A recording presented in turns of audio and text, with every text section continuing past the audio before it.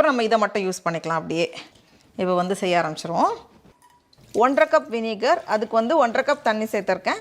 கூடவே கொஞ்சம் மிளகு, பூண்டு, அப்புறமா நிறைய உப்பு சேர்த்துட்டு தண்ணி நல்லா கொதிச்சு வந்ததுக்கப்புறமா நம்ம ரெடி பண்ணி வச்சுருக்க மிளகாயெல்லாம் வந்து உள்ளே சேர்த்துட்டு நம்ம வந்து ஸ்டவ் ஆஃப் பண்ணிடலாம். இதை வந்து ஒரு வாட்டி கலந்துட்டோம் அப்படின்னா ரெடி ஆகிரும்.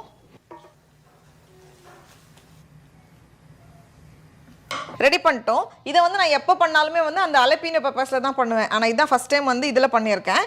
இங்கே வந்து அவ்வளோ வச்சுருப்பாங்க. நம்ம வந்து எதிர்பார்க்காததெல்லாம் முட்டையில் வந்து பிக்கிள் பண்ணியிருப்பாங்க. அது மட்டும் இல்லாமல் வந்து வெள்ளரிக்காய், கேரட், அப்புறமா வந்து முள்ளங்கி, அது மாதிரி எல்லா காய்கறியிலுமே பண்ணியிருப்பாங்க. பீட்ரூட் எல்லாத்துலேயுமே பண்ணியிருப்பாங்க.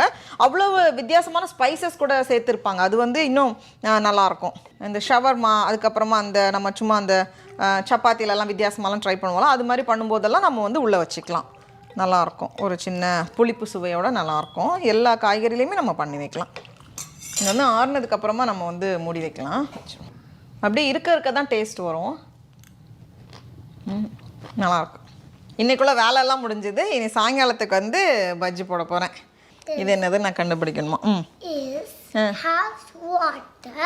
தண்ணி இருக்கு. சரி.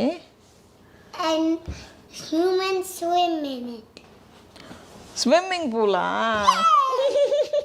ஸ்விம்மிங். சரி, நல்லா இருக்கு. பஜ்ஜிக்கு மாவு ரெடி பண்ணியாச்சு. அப்படியே நல்லா கோட் பண்ணி ரெடியாக வச்சுருக்கேன். இப்போ வந்து நம்ம பொரிச்சிடலாம். டடா, பஜ்ஜி ரெடியாக இருக்குது, காஃபி ரெடியாக இருக்குது. நம்ம வந்து அப்படியே சாப்பிடாம நம்ம வந்து கொஞ்சம் அந்த பீனட் க்ரன்ச் இருக்கும்ல, இதெல்லாம் வந்து போட்டு நல்லா இடித்து அப்படியே அது மேலே சேர்த்து சாப்பிடும்போது செம்ம டேஸ்ட்டாக இருக்கும். அப்புறம் கொஞ்சம் சின்ன சின்னதாக நறுக்குன வெங்காயம், இதுக்கு மேலே வந்து சேவ் இருந்துச்சுன்னா அதுவும் லேசாக நம்ம வந்து தூவி சேர்த்துக்கலாம். நல்லாயிருக்கும். பாருங்க செம்மல்ல.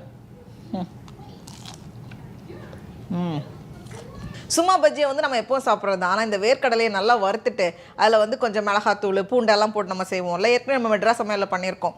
அது மேலே சேர்த்து பண்ணும்போது சாப்பிடும்போது செம்மையாக இருக்கும்.